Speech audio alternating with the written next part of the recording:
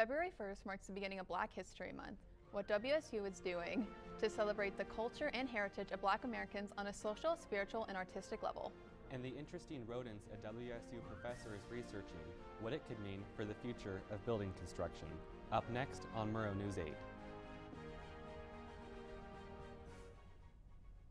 Studios on the campus of Washington State University. This is Murrow News 8. Good evening, I'm Jackie Smith. And I'm Alex McCollum. Welcome to Murrow News 8. Washington State University sent an email yesterday updating their COVID-19 policies. The email asked that event organizers continue to refrain from serving food and beverages until February 14th.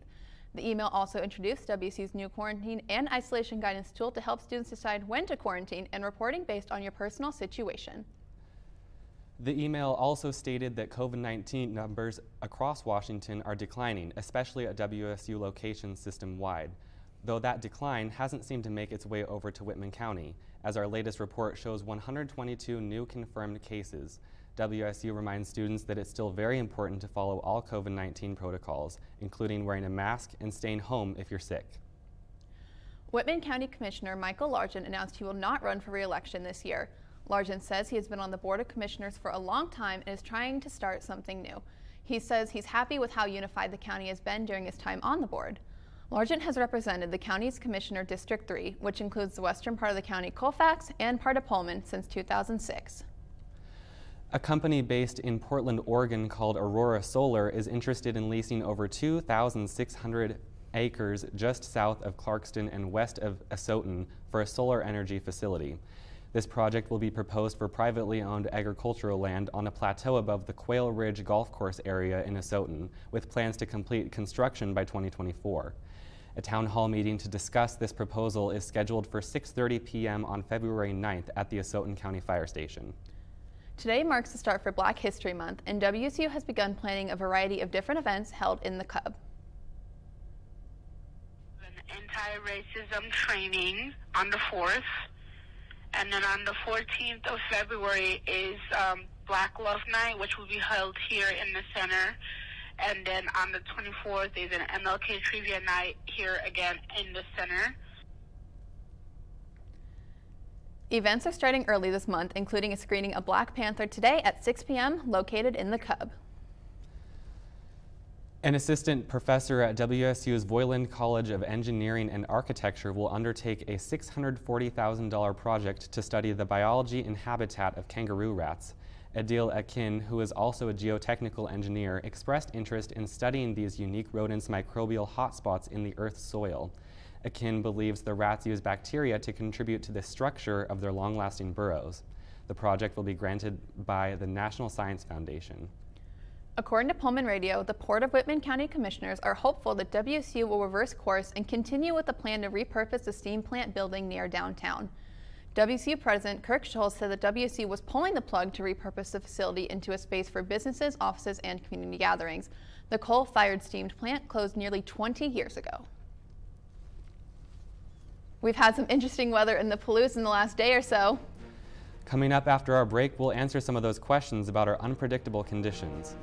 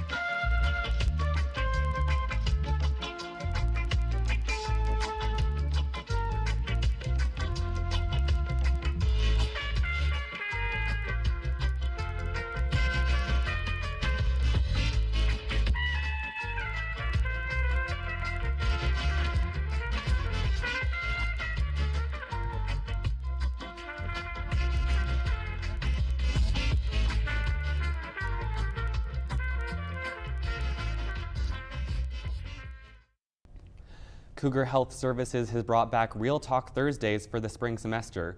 These 30-minute mental health workshops cover a range of topics from relationships to relieving stress, allyship, and more. The next Real Talk Thursday will take place this Thursday at 1:30 p.m. over Zoom. The topic is "The Lone Wolf Doesn't Work. Men need friends too." Real Talks are open to all WSU students. In Cougs, get your resumes ready. The Career Expo is next Monday from 2 to 6 p.m. on AirMeet and Tuesday from 12 to 6 p.m. at Beasley Coliseum. To get ready for the Expo, the Academic Success and Career Center recommends completing your handshake profile, making your resume public, and setting your privacy to community so your employers can view your profile. More information and registration for the event can be found on Handshake by searching WSU Career Expo. The snow seemed to be dwindling down, but what should we expect for the rest of the winter months? Here's Connor McAvoy with the story.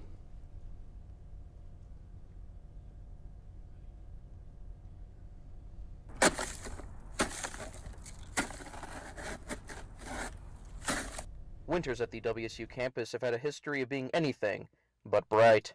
I think Pullman gets more snow typically than the city of Chicago does, despite Chicago's reputation for harsh winters. Any WSU student or staff member will tell you that parking has become limited since various spots have had snow accumulation to help the plowing become much easier. There are certain parking lots that are prioritized, and those we try and clear. And typically what they'll do is they'll push the snow into one corner of a parking lot so they can get as much of that lot cleared as possible. While there's been significantly less snow, it is still the winter season.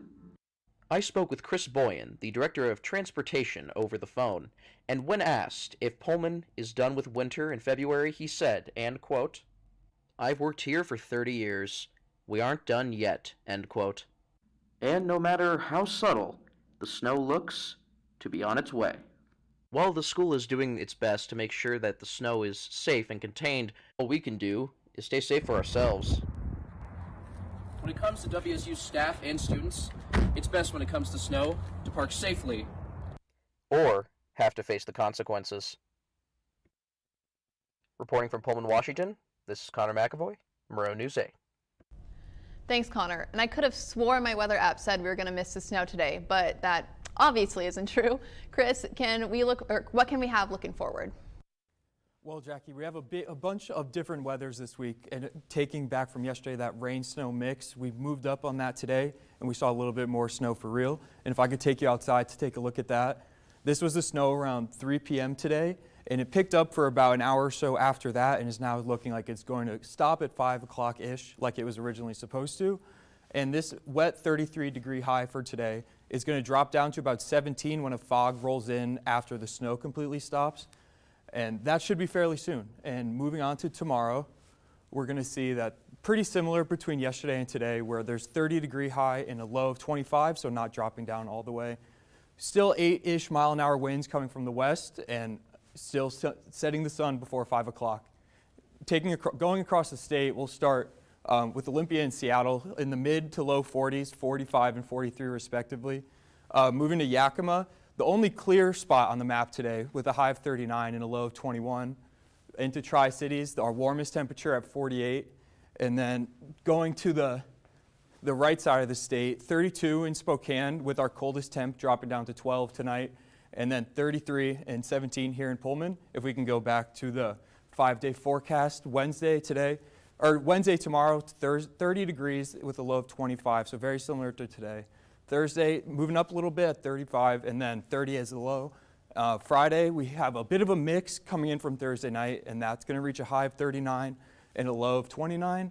Moving on to the weekend, Saturday is going to be partly cloudy with another high close to 40 with a low of 27, and it's pretty similar on Sunday. Back to you guys at the desk.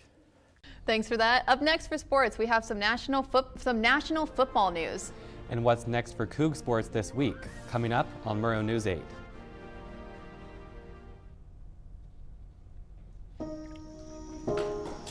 This is the story of a boy who didn't talk for a long time. The boy liked things to always be the same. Any changes would scare and upset him. The unknown was an unfriendly place.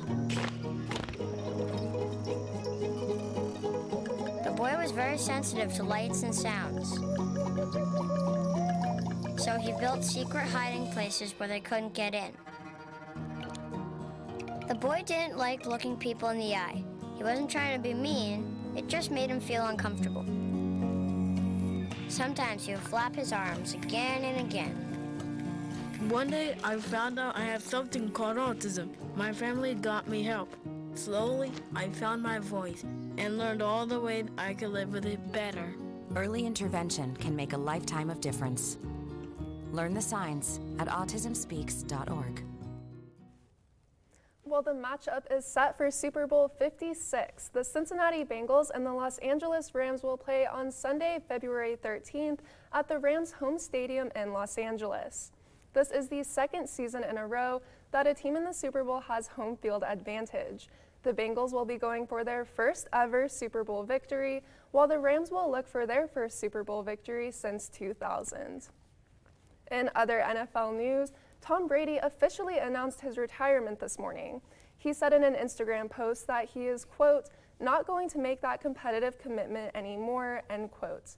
At age 44, Brady leaves the NFL with 7 Super Bowl titles, the most won by a single player, along with 5 Super Bowl MVPs.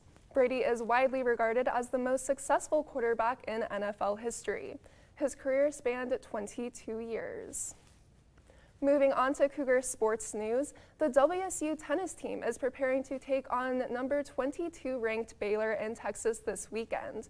The Cougars are coming off a 4-match season opening win streak after beating Idaho and Eastern Washington last weekend. They will look to continue that win streak with matches on Saturday. The Cougs have an even 1-1 history against Baylor, with Baylor winning the 2021 matchup and the Cougs winning in 2019.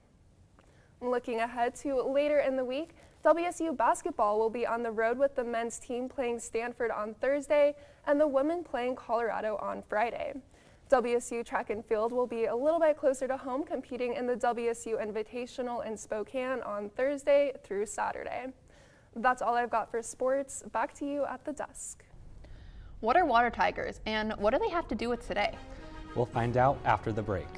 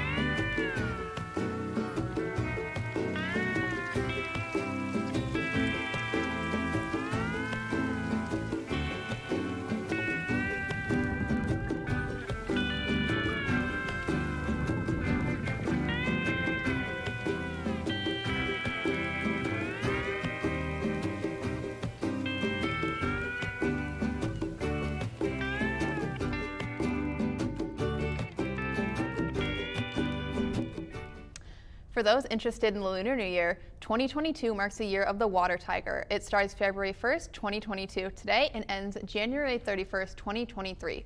A water tiger only occurs every 60 years, unlike a tiger year, which is every 12. The zodiac sign for a tiger is a symbol of strength and braveness. The next year of the tiger will be in the year 2034. Thanks for watching. If you missed anything in this or any of our previous newscasts, you can always watch us on our YouTube channel. More news can be found at nwpb.org/mn8, and you can follow us on Facebook, Twitter, and TikTok. Have a good night.